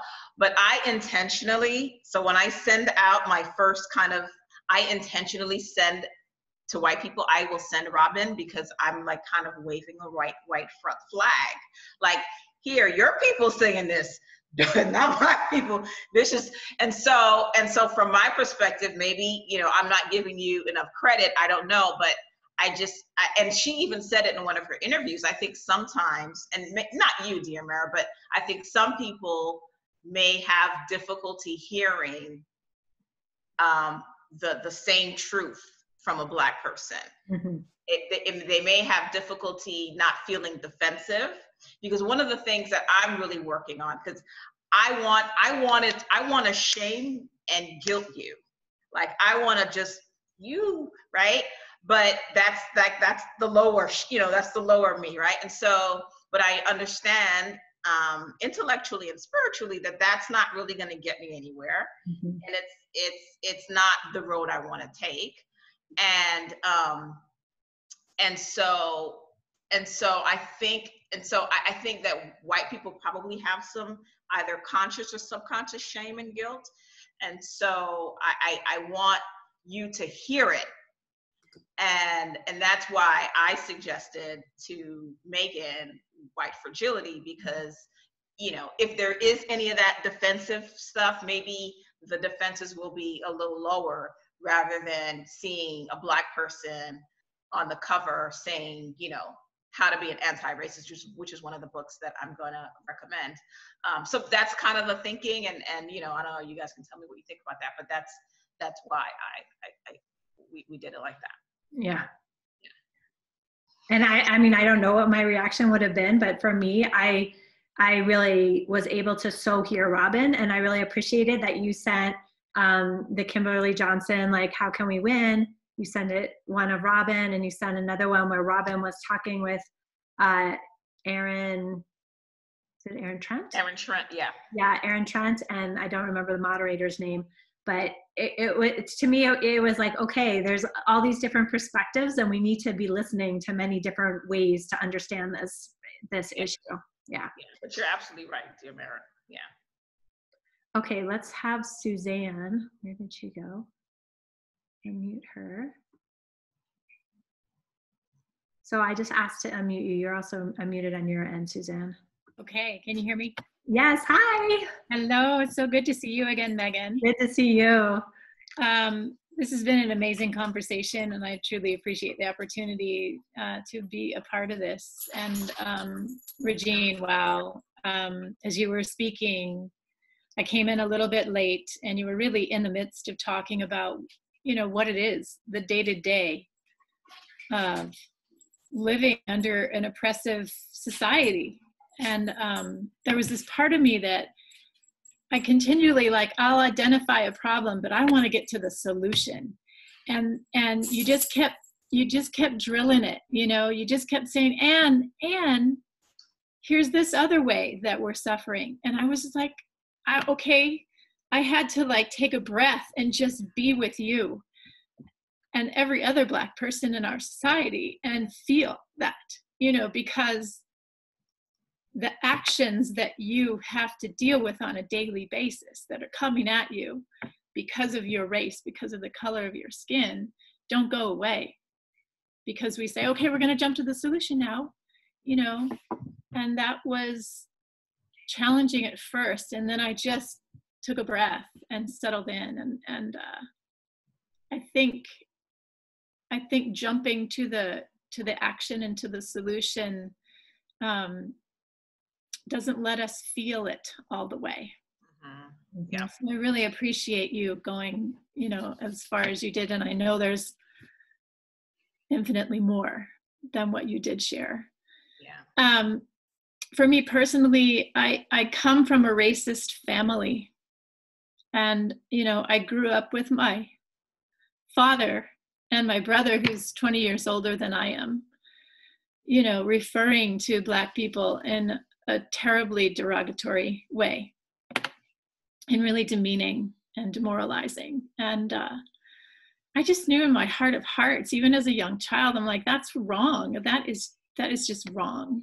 And personally, in my adulthood, I made a conscious choice to move to an area in the state of Maine, which is a very white Protestant area. When I bought a home, luckily, in my white privileged state, I was able to buy a home. But I bought a home in a school district where the high school was diverse. It was, you know, a boarding school for kids that came from all around the world. And I made that choice for my daughter so that she would be in a community of diversity in a very white state. And so on these little ways, you know, in our lives, we can make these conscious choices. Here's my girl that went to that school. That we can make those choices. And the other thing that I just wanted to say, there's so much, but Tom Hartman always says that democracy is not a spectator sport. And so, you know, we can act on the local. I love that you made the suggestion to go to your community, go talk to your police department, you know, see what's going on in the local, because that's where you can make that change. And, you know, I know we've got a big national election going on right now. It's not just about the president, and hopefully we can get a new president in that seat, but who are the local people that are getting voted into your local communities and getting involved that way, and knowing their politics, knowing their belief systems, knowing their morality. So that's what I wanted to share. Thank you so much for the conversation. Thank you. Thank you. Yeah. Okay, so I'm going to have Rose be our last Q&A. And Rose, I just invited you to unmute yourself.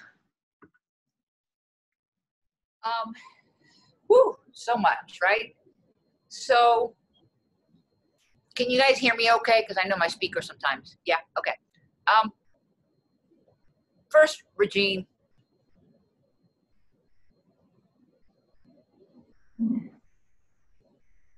Right? Like,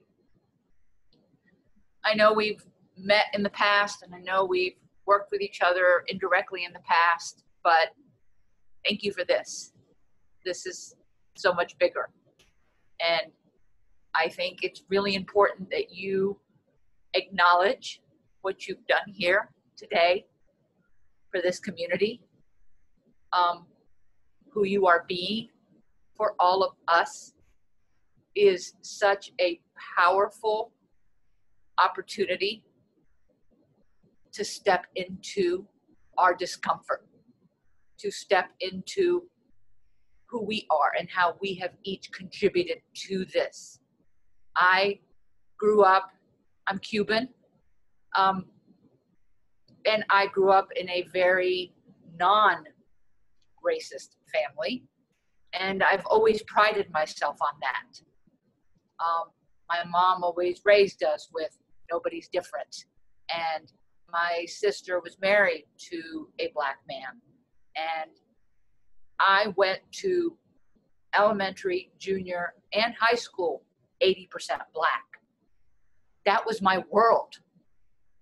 Even with all of that, even with all of that upbringing and all of that knowledge and all of that understanding,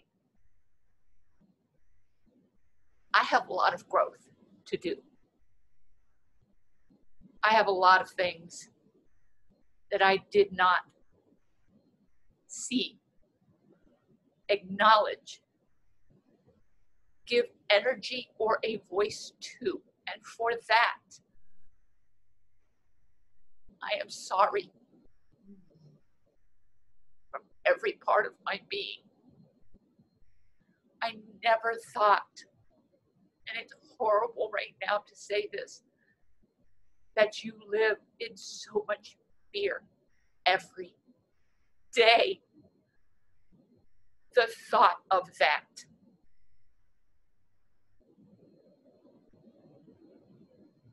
It will be something I have to be with for a while. And I can say honestly that my first action will be me. Because if I can clear my reflection, then I can be a better mirror for those that come into my life.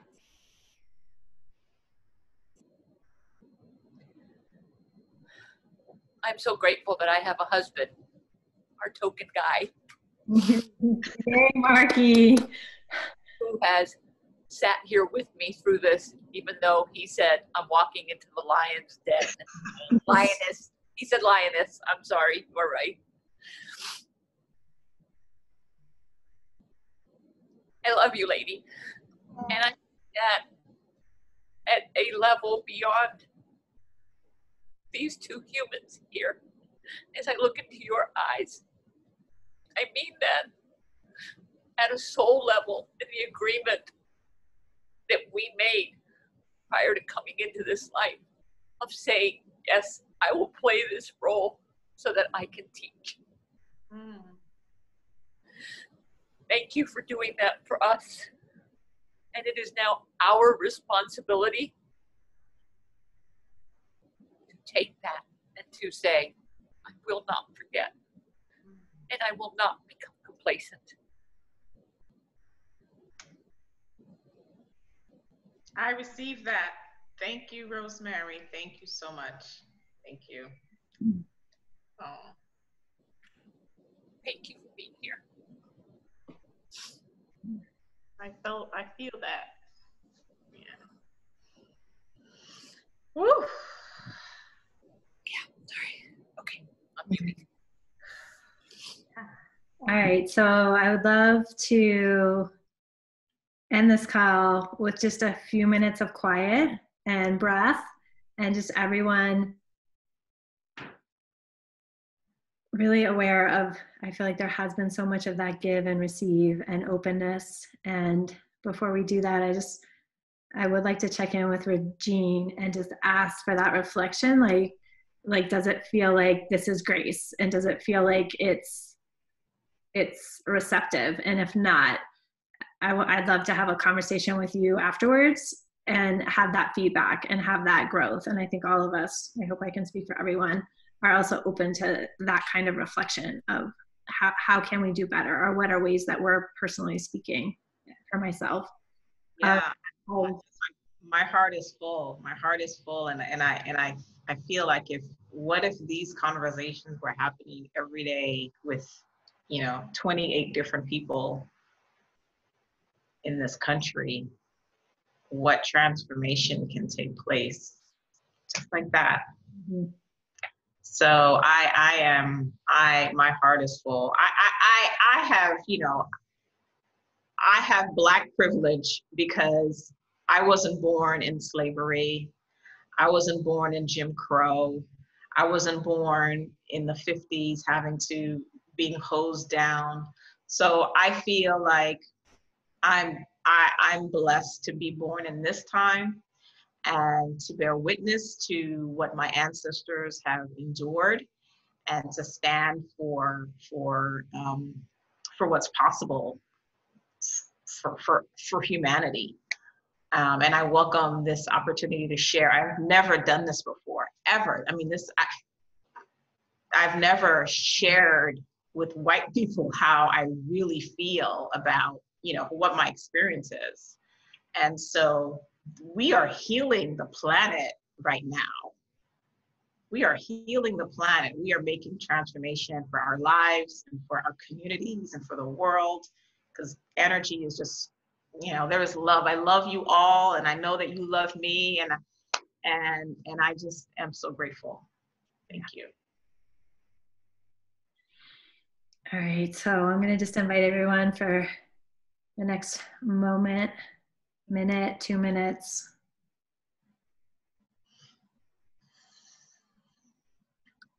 To take that breath.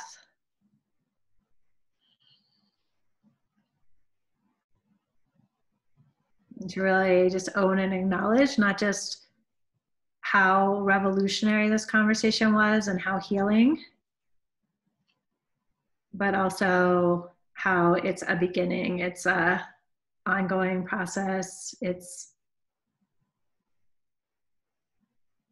There's still so much inner work and outer work to be done.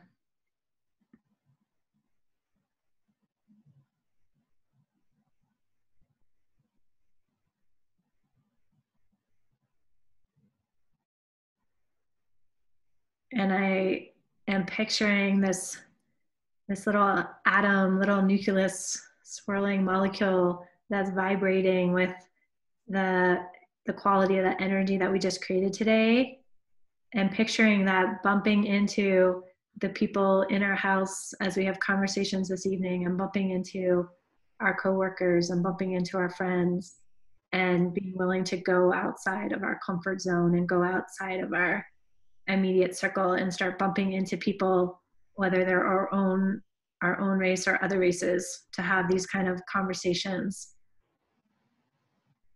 And that this energy that we've created here gets to be transferred. It gets to raise the awareness and the transformation that's happening on the planet right now.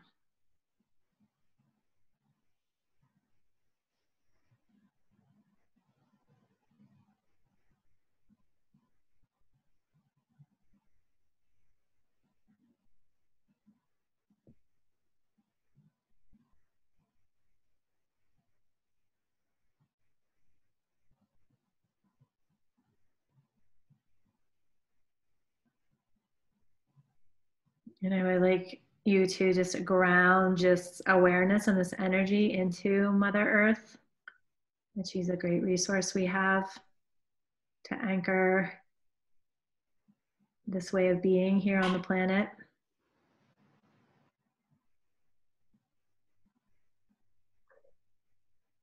And that we keep choosing to be embodied, present with all the discomfort, all the inspiration, all the ideas, all the actions, that we're allowing it to actually transmute our physical bodies, our minds, our emotions, and our spirit.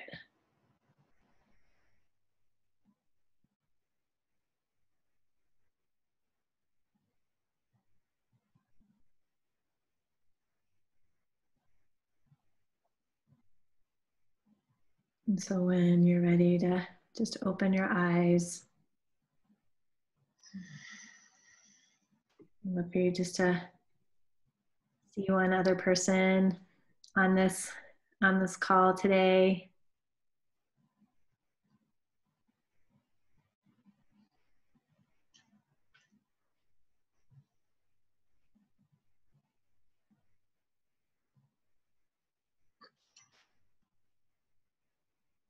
And so the conversation will continue. So thank you, Regine. Thank you everyone who's joined us, and we'll be sending out some more resources, and Regine and I will talk, and we'll cook up what's next. Yeah, for sure. All right. All right, ladies, have an amazing week. Bye.